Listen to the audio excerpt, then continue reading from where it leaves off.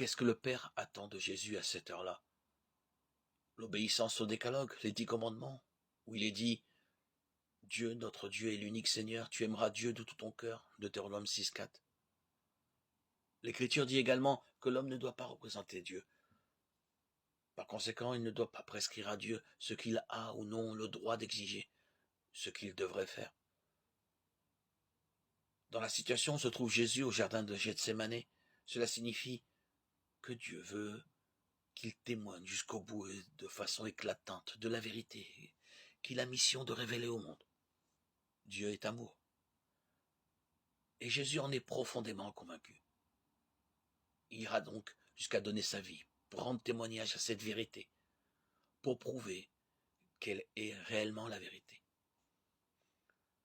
Cette vérité, il doit et il veut en témoigner envers et contre tout, même au péril de sa vie. C'est précisément ainsi, en agissant, qu'il est vraiment lui-même et fidèle à lui-même. Les grands prêtres et les chefs du peuple ont décidé de se débarrasser de lui. Tout suit son cours sans que Dieu intervienne.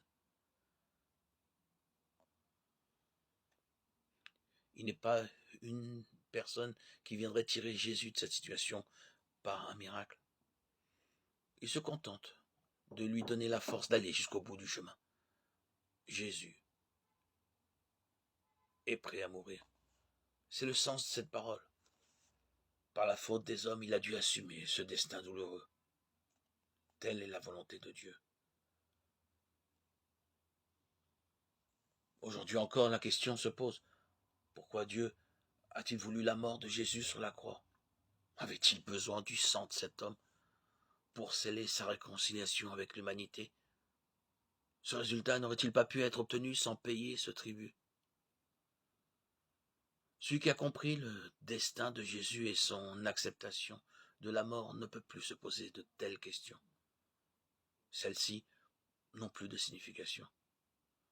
Elles trahissent une conception de Dieu qui, en aucune façon, ne s'accorde avec celle de Jésus.